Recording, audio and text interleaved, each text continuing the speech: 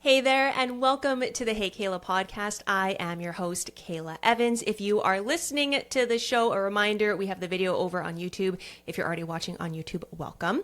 In this week's episode, we are talking all about the importance of finding a community or building a community or just belonging to a community so that you don't have to do life or business alone. And this is something that I had to learn the hard way as an entrepreneur because my very first year in business, probably 2022 to 2023, so about a year and a half, I was truly the solopreneur. Like I went at it alone. I didn't join any groups, not even an online Facebook group.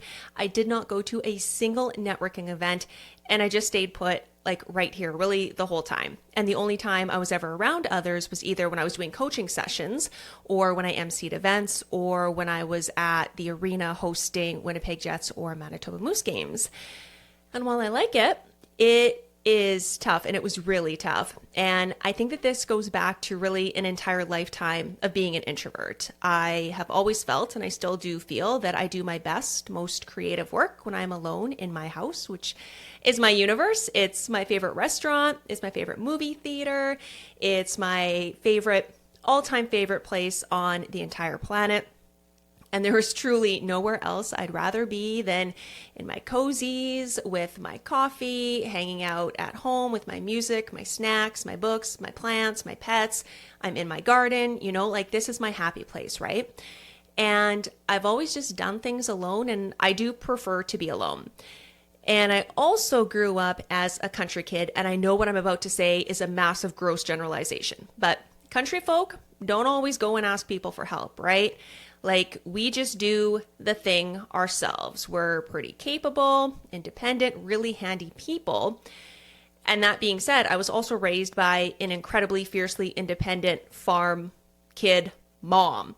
Like, you've seen that meme? It's this guy and he's like moving a couch or a love seat, and like he's carrying one end and then he's got the other end of that couch on like one of those office wheelie chairs. And the caption's like, when you're too independent to ask for help, or I'll just do it myself or something like that. Like that's my mom. Like she will do everything by herself, for herself.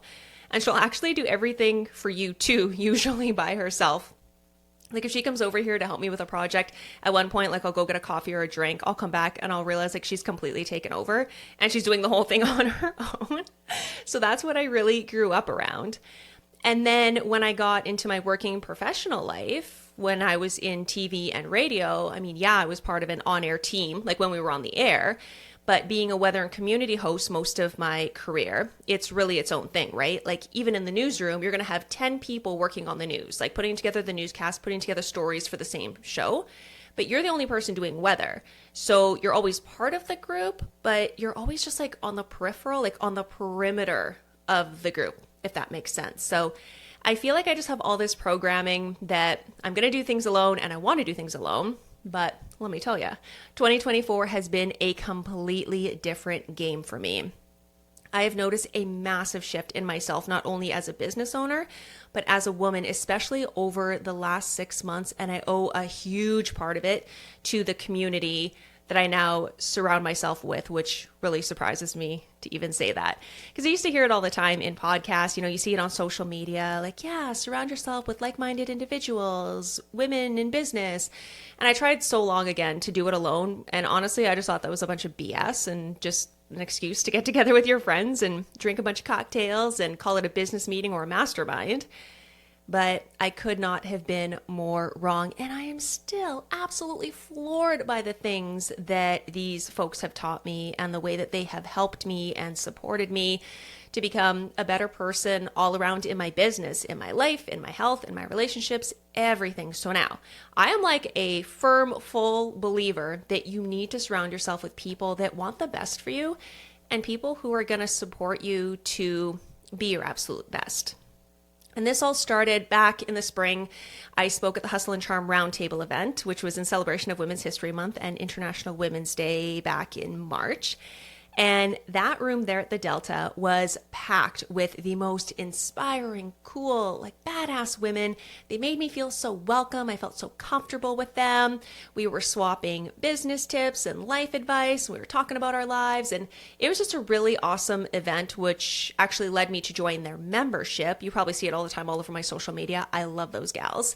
So going to the monthly meetings and the hangouts and all the things that I've already learned from these women, it's just blowing my mind. And not just in my life, like they're so inspiring, but the things that they share, like openly share about how they run their businesses, like the programs they use, the software they use. I've learned everything from having client agreements to how to take large payments. Like I learn so much from them. And every time I leave one of those meetups, I just feel like I'm on fire and I cannot wait to get back here to my desk and just get stuff done and start putting things into practice. So I'm not sponsored at all, but if you're looking for an entrepreneurial women's group to join, I cannot recommend them enough. Again, that's Hustle and Charm.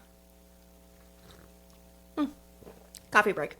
I also graduated earlier this summer from the Leadership Winnipeg program, which is a partnership between the Winnipeg Chamber of Commerce and Volunteer Manitoba. And that was another huge opportunity and a really great way to meet people. It's another program that I will absolutely recommend to everybody until they stop doing it. Like if you haven't done it yet, you need to get into it. I came into that program with one friend, my girlfriend Kyla, who I actually met at a fundraising event for her nonprofit a few years ago.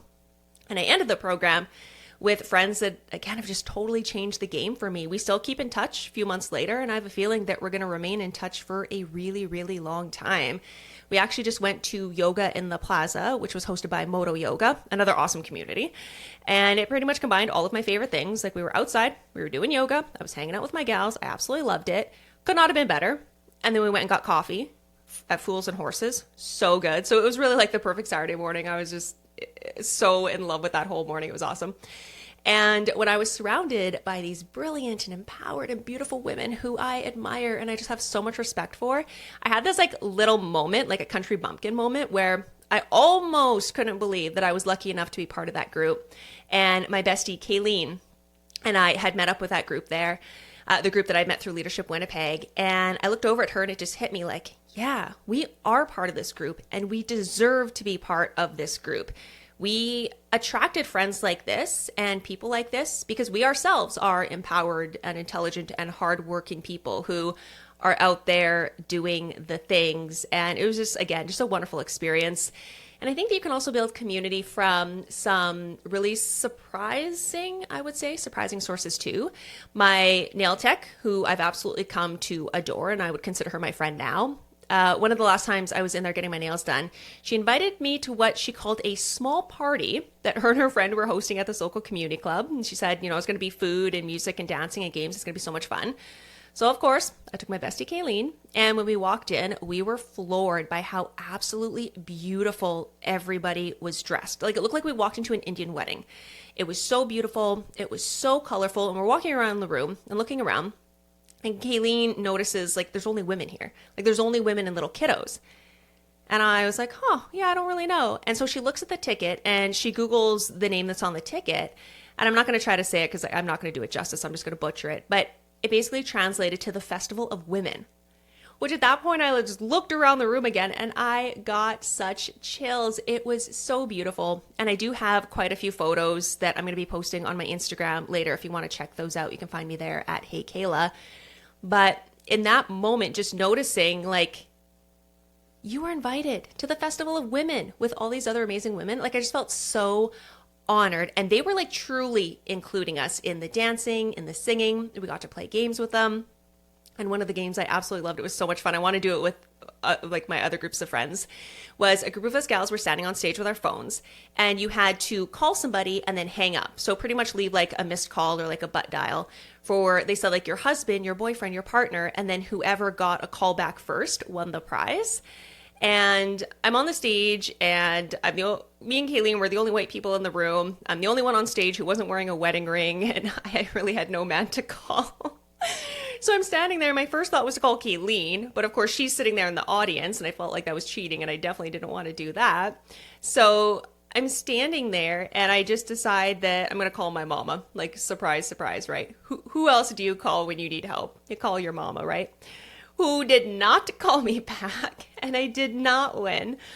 But it was so much fun. And it just, again, made it very clear how much that I depend on other people to help me out. And it was just one of those moments where I just thought, yeah, who are we really without the love and support of the people around us, whether that's new friends you're making, whether it's old friends you've had since grade 7, whether that's your mama.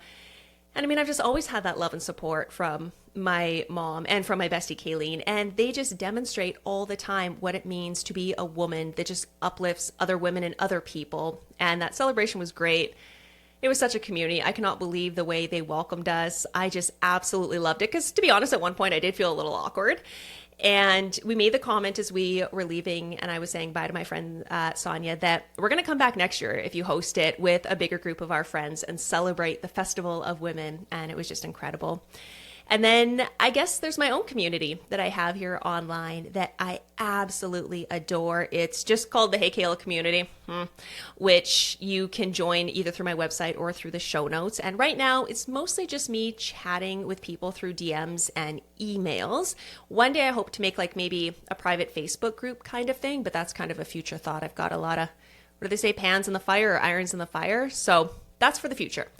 But what I do know, or what I've really come to know, is that you can only go so far on your own. You only have a certain amount of time and a certain amount of energy and a certain amount of talent and a certain amount of knowledge. You can do amazing things on your own. I truly believe that. I see that all the time. But eventually you will get to a point where you can't do any more. You can't get any further. And that's when, if you lean on others, you will be able to go further. You will be able to grow even more. And I'm just really grateful for the group or groups of people that I found and I've joined, and still amazed by the things that I've learned from them and the ways that I've grown since meeting them. So all these stories are just to encourage you to make a date or a plan with someone in your life who you enjoy being around, who is either on their own journey of being their best selves or somebody who encourages you to be your best self.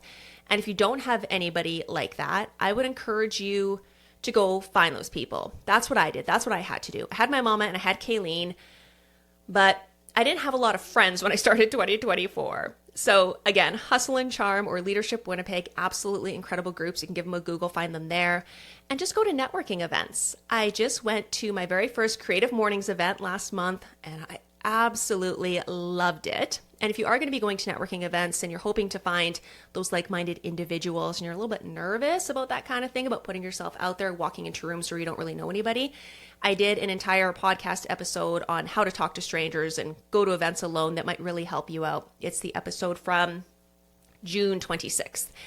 And then just remember to celebrate and support the friends and colleagues you do have and that you do admire. It's easy. You can text them like a really lovely compliment. You can send them an encouraging voice message. You can take them out to celebrate their hard work, grab them a coffee, promote their business on social media, all of that kind of thing. It doesn't have to cost a lot, but it really means so much. And if you have a best friend or a group of friends that you thought of during this episode, make sure to share it with them and just remind them that you are there for them and you love them. And that's pretty much it for now. If you have any comments, ideas, or anything that you'd like to add to this convo, please feel free to send me a note. You can always find me info@heykahla.com. And for anything and everything else, you can head on over to heykahla.com or send me a note at info@heykahla.com. And as always, thank you so much for hanging out with me, and I hope you have the best day.